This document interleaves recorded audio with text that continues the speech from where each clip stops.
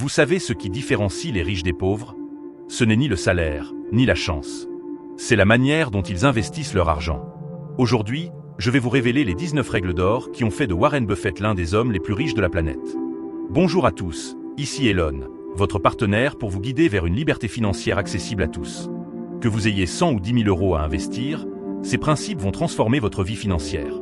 Pour faciliter votre apprentissage, j'ai organisé ces 19 règles en 4 grandes catégories. Les principes fondamentaux de valorisation, la psychologie de l'investisseur, les stratégies pratiques, et enfin, les règles de protection du patrimoine. Commençons sans plus attendre. Partie 1. Les principes fondamentaux de valorisation. Règle numéro 1. La marge de sécurité. Imaginez un instant. Vous êtes devant un magasin qui vend des billets de 100 euros pour 70 euros. Combien en achèteriez-vous? Tous ceux que vous pouvez, évidemment. C'est exactement le principe de la marge de sécurité, la règle d'or de l'investissement intelligent. Warren Buffett ne paie jamais le prix fort. Il attend patiemment que le marché lui offre cette décote. Pourquoi? Parce que cette marge le protège contre ses propres erreurs d'évaluation et contre les crises imprévisibles. C'est votre airbag financier. Sans cette protection, vous conduisez à 200 km/h sans ceinture de sécurité. Règle numéro 2, ignorez Monsieur le marché. Parlons de ce personnage fascinant. Imaginez que vous possédez une boulangerie avec un associé totalement instable. Chaque jour, il vous propose de racheter votre part ou de vous vendre la sienne, mais ses prix changent selon son humeur. Un jour, il est euphorique et vous en propose 500 000 euros. Le lendemain, il est déprimé et n'en propose que 150 000. Vous penseriez qu'il est fou, n'est-ce pas? Pourtant, c'est exactement ce que fait la bourse au quotidien, et des millions de personnes prennent ces prix au sérieux. Les cours fluctuent selon les émotions collectives, pas selon la valeur réelle des entreprises. L'investisseur intelligent ignore ces propositions délirantes et n'agit que lorsque le prix est anormalement bas ou excessivement élevé. Règle numéro 3. Privilégiez la régularité aux rendements explosifs. Voici une vérité qui va vous surprendre. Chercher des rendements explosifs est le moyen le plus sûr de s'appauvrir. Je le répète, viser 50% ou 100% de gains par an, c'est la route directe vers la catastrophe. Je sais, c'est moins vendeur que votre influenceur crypto préféré qui promet de multiplier votre capital par 10 en 3 mois depuis sa Lamborghini de location. Mais les mathématiques sont cruelles. Si vous perdez 50% de votre capital, il vous faut gagner 100% juste pour revenir à l'équilibre. Vous voyez le problème? Pendant ce temps, celui qui gagne régulièrement 10% par an double son capital tous les 7 ans grâce à la magie des intérêts composés. Prenons un exemple concret. 10 000 euros investis à 10% par an deviennent 67 000 euros en 20 ans. À 12%, ils deviennent 96 000 euros. La différence semble minime au début, mais elle devient colossale avec le temps. Einstein disait que les intérêts composés sont la 8e merveille du monde. Celui qui les comprend les gagne, celui qui ne les comprend pas les paie. En finance, la tortue bat toujours le lièvre. Règle numéro 4. Pensez comme un propriétaire d'entreprise. Voici un principe fondamental que trop de gens oublient. Quand vous achetez une action, vous n'achetez pas un ticket de loterie ou un simple symbole sur un écran. Vous achetez une part d'une vraie entreprise, avec ses employés, ses clients, ses produits et ses locaux. Avant d'investir, posez-vous la question. Est-ce que j'achèterais cette entreprise en entier si j'en avais les moyens? Ses produits sont-ils excellents? La direction est-elle compétente et honnête? L'entreprise est-elle rentable de manière stable? Si vous ne pouvez pas répondre « oui » à ces questions, n'y investissez pas un centime. Voilà pour les 4 premières règles de valorisation. Nous allons maintenant aborder la partie la plus délicate, mais aussi la plus importante, la psychologie de l'investisseur. C'est ici que la plupart des gens perdent tout leur argent. Partie 2. La psychologie de l'investisseur. Règle numéro 5. Privilégiez la maîtrise de vos émotions à votre QI. Laissez-moi vous raconter une anecdote édifiante. Isaac Newton était un génie absolu. Il a découvert la gravité et révolutionné les mathématiques et la physique. Pourtant, il a perdu une fortune lors de la bulle de la Compagnie des mers du Sud en 1720. Sa conclusion? Je peux calculer le mouvement des corps célestes, mais pas la folie des hommes. La leçon est claire. Votre intelligence ne vous protège pas. Ce qui compte, c'est votre capacité à rester rationnel quand tout le monde panique ou s'enflamme. La discipline l'emporte toujours sur l'intelligence. Règle numéro 6. Choisissez votre camp, investisseur passif ou actif. En investissement, il n'y a pas de juste milieu. Soit vous êtes un investisseur passif qui achète des fonds indiciels et n'y touche plus, soit vous êtes un investisseur actif qui consacre plus de 10 heures par semaine à analyser des entreprises, lire des rapports financiers et décrypter les secteurs. L'entre-deux est mortel. C'est comme être à moitié enceinte. Ça n'existe pas. Ceux qui essaient de faire les deux finissent par perdre de l'argent. Vous voyez ces gens qui achètent un ETF mais vérifient le cours 10 fois par jour sur leur téléphone pendant leur pause café? C'est exactement ce qu'il ne faut pas faire. Choisissez votre camp et tenez-vous-y. Règle numéro 7. Méfiez-vous de vos propres émotions. Votre cerveau est votre pire ennemi en bourse. Il est programmé par des millions d'années d'évolution pour vous pousser à acheter quand tout monte et à vendre quand tout baisse. C'est l'instinct grégaire, suivre la foule pour survivre. Sauf qu'en finance, suivre la foule vous mène droit à l'abattoir. Les investisseurs qui réussissent sont ceux qui font exactement l'inverse de ce que leur dicte leur instinct. Quand vous avez peur, achetez. Quand vous êtes euphorique, vendez. C'est simple à dire, difficile à faire, mais c'est la seule façon de transférer l'argent des impatients vers votre poche. Règle numéro 8. Distinguer l'investissement de la spéculation. Faisons une mise au point essentielle. Investir n'est pas spéculer. Investir, c'est analyser une entreprise en profondeur, s'assurer de la sécurité de son capital et viser un rendement raisonnable sur le long terme. Spéculer, c'est parier sur la hausse d'un titre sans vraiment comprendre ce qu'on achète. C'est jouer au casino, en somme. Sauf qu'au casino, on vous offre au moins des boissons gratuites pendant que vous perdez votre argent. Graham disait qu'un peu de spéculation ne fait pas de mal, mais limitez cela à 10% maximum de votre portefeuille. Pour le reste, soyez sérieux. Règle numéro 9. Ne surpayez jamais, même pour la qualité. La meilleure entreprise du monde peut devenir un désastre financier si vous payez trop cher. Apple, Google, Amazon sont des sociétés extraordinaires. Mais si vous les achetez à 100 fois leurs bénéfices, vous allez le regretter pendant des années.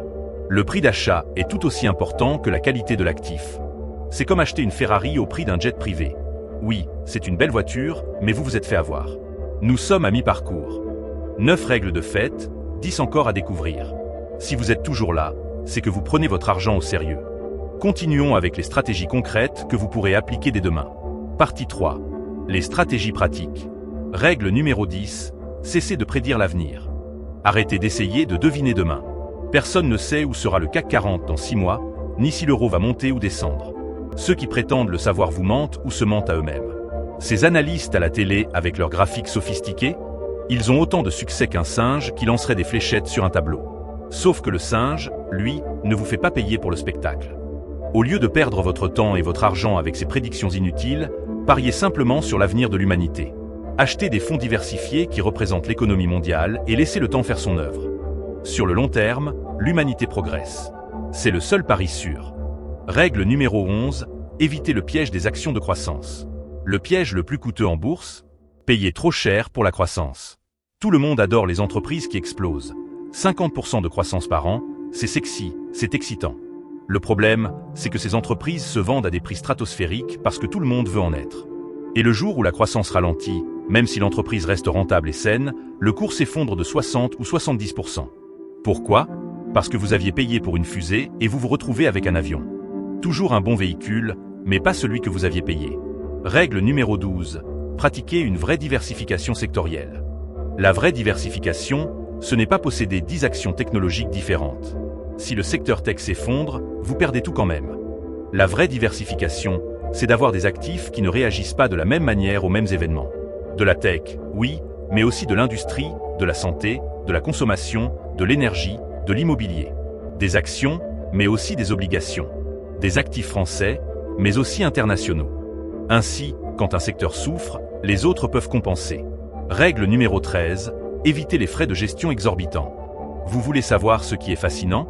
La plupart des gestionnaires de fonds professionnels, avec leurs diplômes prestigieux, leurs costumes à 3000 € et leurs bureaux luxueux à la Défense, ne parviennent pas à battre un simple fonds indiciel sur 15 ans.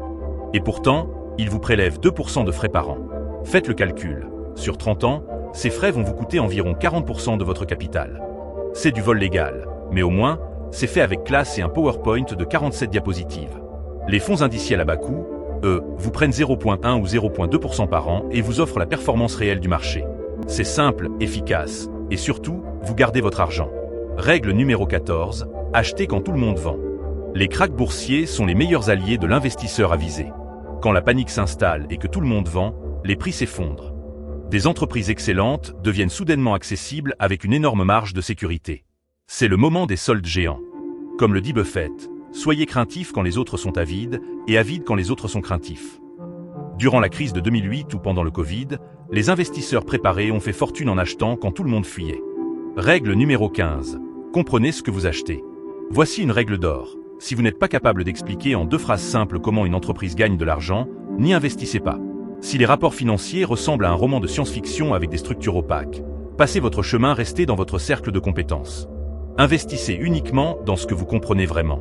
Il vaut mieux rater une opportunité que de perdre de l'argent dans quelque chose que vous ne maîtrisez pas.